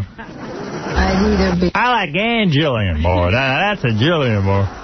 Hey, I gotta tell you, boy, she was something, boy. Yeah. Sculpting. Yeah, that Ann Gillian, boy. And she's designing people's houses. I be designing people's houses too, honey. Yeah. Okay. Yeah, boy. Bill Paxton has a new movie coming out. It's called I don't know. Yeah, that's some boy. Vertical Limit. It's also about mountain climbers. I knew his father. I knew the grandfather. Preston Bush. Oh, Prescott. Whatever. Bill here gives us the soundbite that sells the film, number 2. They dared us to make it. We dare you to see it. Strap on the nitro. Vertical Limit. Yeah, coming to a theater. That's a good boy. This is no drive-ins anymore. I don't care. Anything else, Robin? Yasmin Bleeth is the star of something on NBC called Titans. Yeah, Yasmin Bleeth, boy. Here she talks about kissing her co-star, Casper Van Dine. Oh, that's interesting. I think he's doing all right. We had one... I like a tight... I can't say that. I didn't know we were on national media. The other night. I like it tight, again, boy. I was in a bikini somehow and all greased up, and he managed Greasy, boy. He did okay. He gets like a B. A B? B minus. No. I'm kissing? minus. He's great. We have fun together. We get along so well. So mostly that. And you know, the last girl I kissed was my beautiful wife, Dorothy. Dorothy? Yeah, that's right. Dorothy Hope. What's her name? Oh, Dolores. Thank you. I can't remember.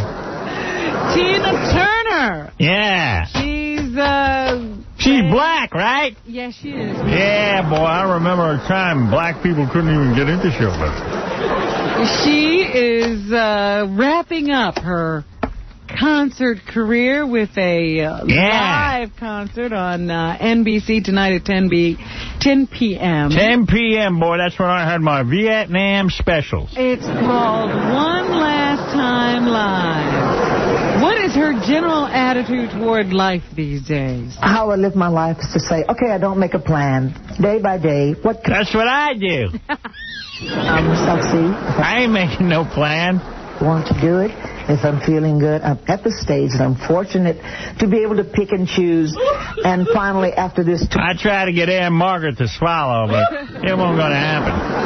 That's what I'm planning. I never had a Negro, though. I'll tell you that, boy. They wouldn't let him in show business when I started. A lot of the Yids, too, boy. They couldn't get in either unless they changed their name in the line. You know? A lot of these Jews, so-called Jews... Tina talks about her career and how she greets each day. Back in the day, Sammy Davis was a hood ornament.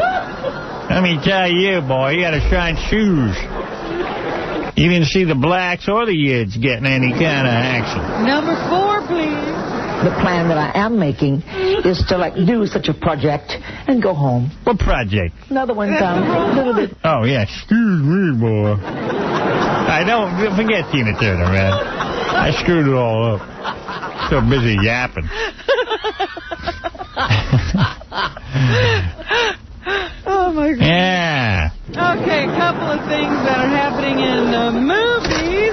What's on the plan? Mike Myers. How about that boy, huh? Reluctant to take over the role of Inspector Clouseau in another of the Pink Panther series. But now he's been talked into it by Ivan Reitman. Oh, yeah, boy. Now, there's a talent. Ivan Reitman. He will join Freddie Prinze Jr. and Sarah Michelle Gellar. Now, there's a talent. Freddie Prinze Jr., boy. I saw him in Boy Meets Girl. That was some performance. So, there you go. Yeah. Actually, What's wrong? I'm reading two different stories. Ivan Reitman. I was like, what would and Freddie Prinze Jr. do in the boy. No, they're in something else. Sorry about that. Ivan Reitman will be directing, I guess, this new episode of The Pink Panther. And he's a Jew. Mike Myers of from Czechoslovakia. Shag Me fame to take the part. And Chris Rock is in talks to star in something called Black Sheep. I don't trust the Jews from Czechoslovakia, boy. A movie to be produced by Jerry Bruckheimer. Bruckheimer? That's a Jew. The movie's about a man whose secret agent identical twin brother was killed in the line of duty, and then Rock is hired by the CIA. I haven't made one of those in months. His mission. So there you go. That's what's happening. A couple of ideas they have for the films. Sarah Michelle Gellar reminds me of a young Angelia, boy. Yeah. Boy, that was a talent. I haven't seen a talent like that since Anne Margaret. And congratulations to Tommy Mottola and his new bride. Yeah. They actually did tie the knot this time. He's a Jew. Tommy Mottola? That's right. He converted, boy.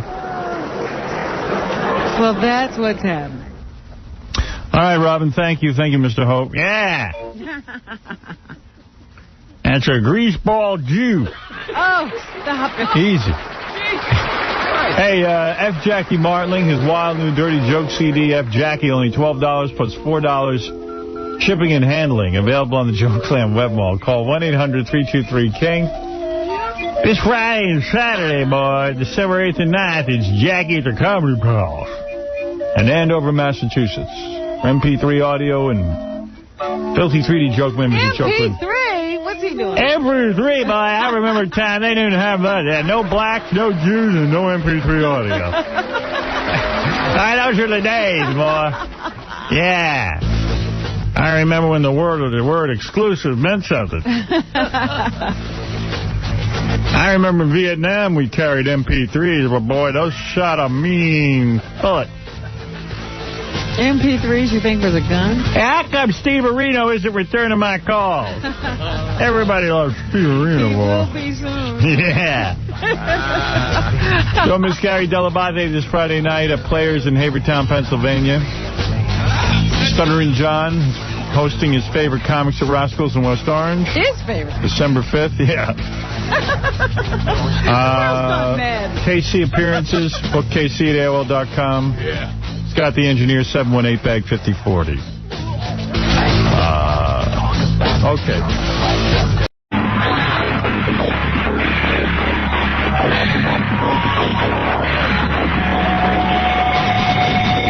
Hey now, everybody.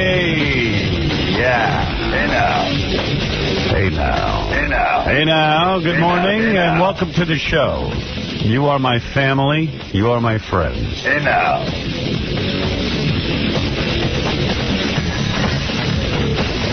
I realize you can trust no one, that there are no real friends in this world, and all we have is each other on the Howard Stern Show. Honestly. Nice. I hate to say it. Don't trust anyone or anything on this planet. Everyone is scheming, conniving scumbags. Thank you. And I can tell you this from 50 years of experience about people. Most of them are bad. You know, very few are good. Thinking that the other day, and I said, you know what? I love this religion that's always running around. It's completely failed looking at how people are. Yeah, I mean, religion will try to convince you that people are good, especially other religious people will try to convince you that they're good. But just listen to me. Remember little Anne Frank who was killed by the Nazis? She knew the reality of the world. You know, they dragged her out of the attic, shoved her in an oven. Yeah, it would have been interesting to find out what she'd write after she was caught. Before she wrote that people are basically good. That's before they caught her. The only good in my life is you, my listening audience. you have been faithful to me. Sometimes, but for the most part, faithful. As long as I'm good. And stay on the air. Yeah. They don't love you once you're gone. Once you're gone, they forget. Seacrest, out. I certainly learned my lesson on the bulletin board. But my message for the day is be very careful and be very afraid of the world because it's evil. And you have to fight evil by being craftier than the witches out there, which I've learned not to trust anyone. It's bad news. The world is bad news. And people are bad. And people are scheming and conniving. People don't care. They don't. They don't give a rat's ass about you. And when you think they're giving a rat's ass about you, it's only business. It's because you can do something for them. They get something out of it. You bet. You better be ready to pay. And that's the message of the day. And I hate to be so glum. And I know, like, people like my mom who always looks on the sunny side. Like, she reads religious tract after religious tract. She reads, books by philosophers, and she's like, everything in nature is supporting you. But those people really don't have to get out and deal with the world. No. She's been a shut-in for the last 50 years. And somebody else has been out there fighting for her. Her biggest tragedy is the yogurt shop she goes to closed. Oh, my. So, what can I tell you? Zippity-doo-dah, zippity-yay. Thank you. My, what a wonderful day. That doesn't cheer you up. Well,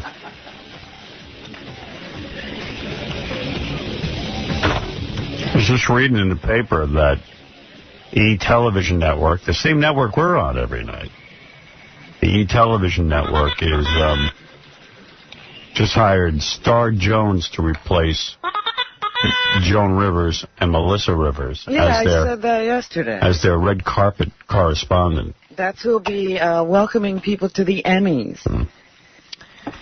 I, for one, couldn't care less who welcomes people to the Emmys, but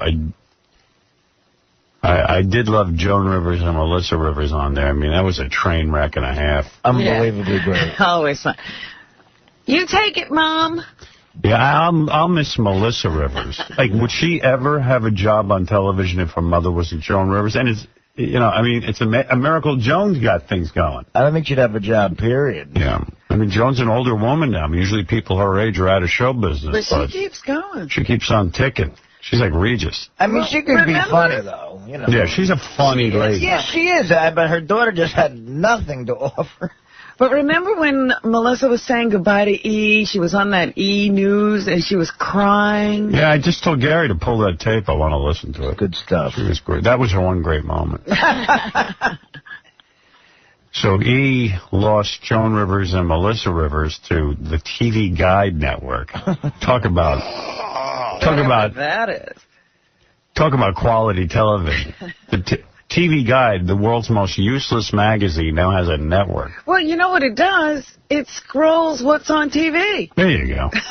Sounds great. Well, they really know how to take that concept and roll with it. They got the magazine, and they got the TV show. TV Guide Network. Oh, here it is. Melissa Rivers saying goodbye. Oh, this is great. Yeah, I thought we'd start off our morning with this. Morning. Whenever I'm really super tired, my New York accent comes through. And I guarantee it'll be coming through a lot today. I went to bed about 10 o'clock. I woke up at 2 in the morning, smashing my fist into the wall. Why? Because I'm just angry. You woke up angry? Yeah. Did you and Artie have your talk? Oh, yeah. Artie and I had a great dinner last night. Yeah. Artie was the highlight of my night. It was. That was a lot of fun, man. Thank it was cool. By the way, it's good. We should get together more. Yeah, it was great. Yeah, we had a fun time. We Artie wanted to talk to me about some stuff, and he's a gentleman's gentleman. Artie is such a pleasure. Life lessons kind of stuff? No. Career stuff. Career stuff, but he's such a pleasure to work with. I can't tell you how this guy makes me feel good. And not to sit there and compare, people, because that's not right. But he's a gentleman. He knows how to conduct business. He's a pleasure to work with. He is loyal to this show in the same way you are, in the same way Fred is. I am telling you, he has undying loyalty to the program. Well, that's nice to hear. Yeah, he's a good guy, and you can feel good about the guy who sits in that chair. I do. Thank you. Aside from that, most people in this world are scumbags. Trust me, I know. Well, thank you, Howard. Yeah. You've got to be very, very cautious about who you do business with. I've learned that. I was not always so bright about it, but there is nothing better than sitting down with an Artie Lange who's not only supportive of me, but I feel good about being supportive of him. And he's a stand-up guy, and he's a good guy and a great addition to this show. And I am, for once, happy that I made the right decision. All right. I'm glad you made it. Pleasure. Believe me. Believe me, a pleasure. It's helped me more. Robin, and I know you, Robin's the biggest skeptic out there about people who are loyal to us. But I'll tell you what, you can feel good about Artie. I can? You sure can. You sure it's okay? Yeah, go ahead, Robin. Maybe Start I'm that. nuts. And I don't care that he's an alcoholic. Thank you. I don't care what he does. He knows how to conduct himself, and that's the truth. Well, that's a plus. He appreciates the show, and he appreciates what this is and what we're all about. Okay. And that's a good thing. And, Robin, I know you don't believe it, but it's true. It's hard for me because I've seen what happens. Oh, God. You know, here's a guy, he could sleep with every whore in Vegas, drink tremendous amount of alcohol, and Even in that haze. And then haze. I made sure to take Artie to a restaurant where they had really big portions. Oh, yes, because you don't want him to gobble down the food so fast they feel like they have to give him more. No, I got 3 words here. Garlic mashed potatoes. Nice, right? Yeah, really good. Artie didn't even order them. I said, bring this man garlic mashed potatoes. You know, Artie. Yeah. You knew. I knew who I was dealing with. Let me order for you. I'm sitting there, I go, where's the place I know that has the biggest, best portions on the planet? No scrimping. Yeah. I brought him in there. He sat down. Surprised me with his entree, though. This guy has definitely branched out. He's got tuna tartare. With the appetizer. I go with that tuna appetizer. This is a guy who wouldn't eat fish when he first joined the show. I love that stuff. Yep. Man. That's raw, even. Well, not to kiss Nobu's ass, but obviously the reason I've gotten to Nobu is because of this show, and man, is it good over there. Yeah. You are here, delicious. How was that tuna tartare last night? Excellent. All right. Excellent. Yep. Good for you, Artie. Branching out. Expanding that palate. We had a fun talk. We walked around. Howard took me for a tour of his gym.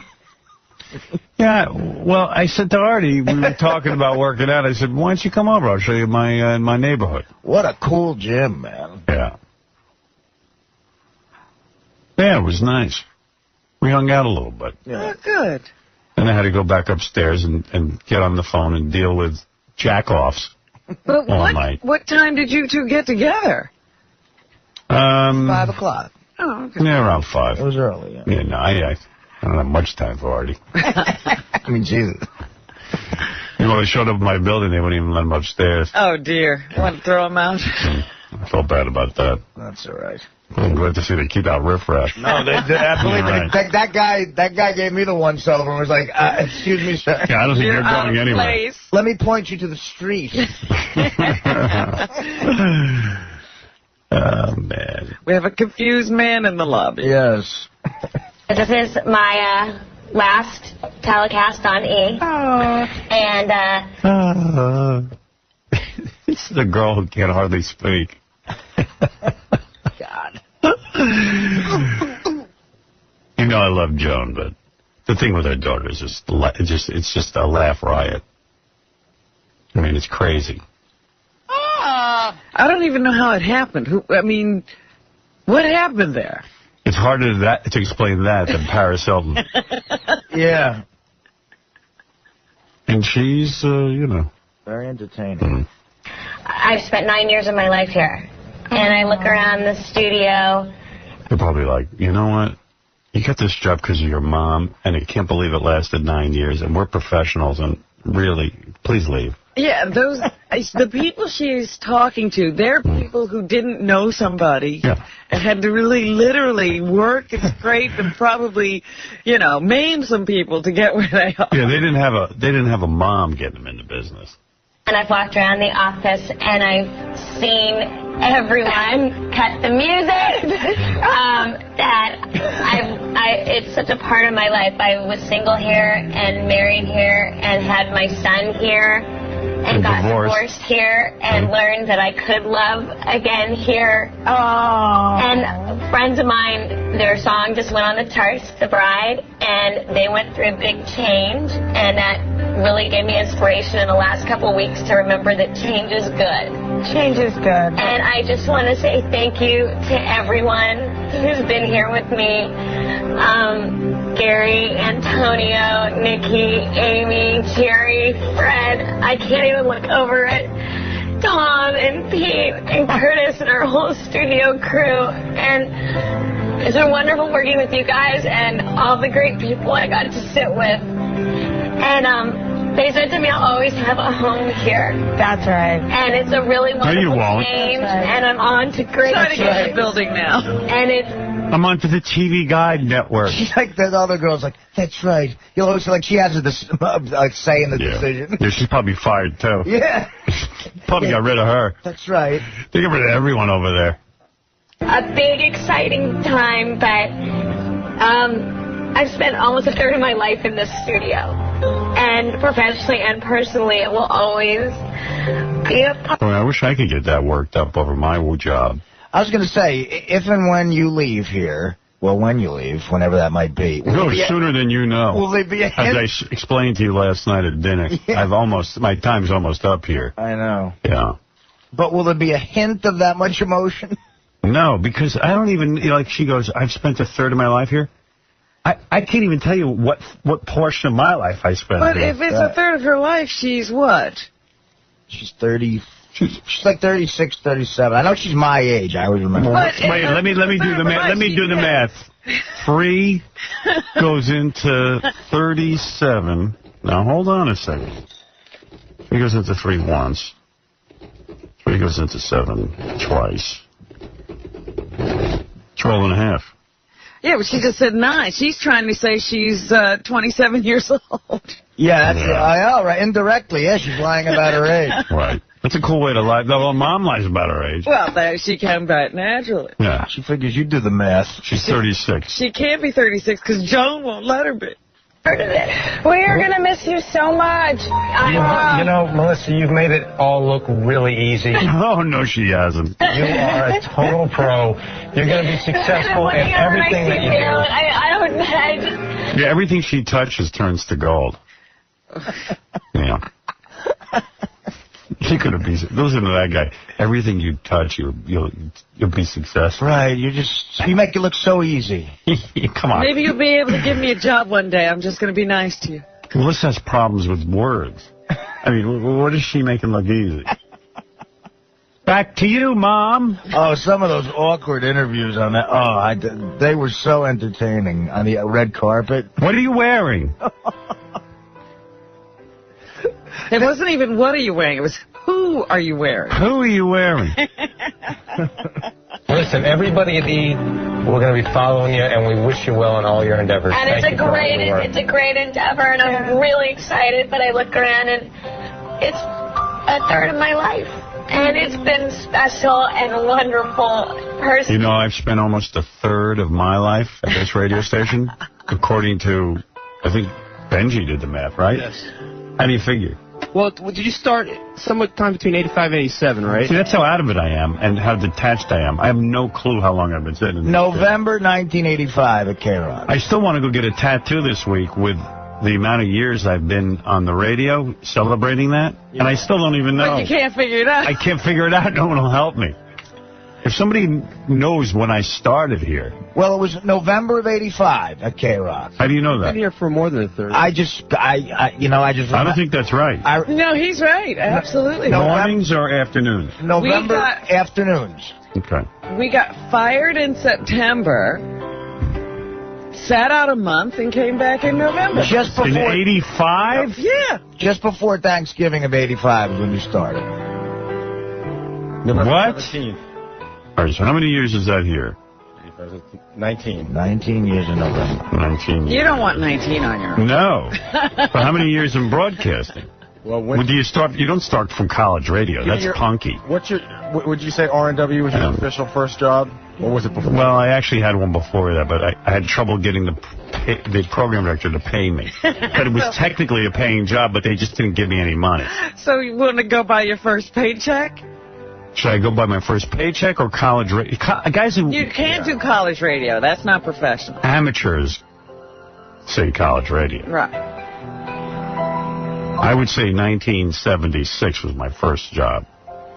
Actually, I started New Year's Day 1977. No, but really 76 because I got the job in 76. When did you go on the air? That's what I was on New Year's Day. 1977? Because nobody else wanted to work. So this New Year's Day will be 28 years, so it's more than half your life. But even 19 years is more than half my life here. More than a third of my life. Right. Right. Let's see. 19 times 3. 3 times 9 is 27. Carry the 2. 57. Yeah, it's more than a third. More than a third of your life.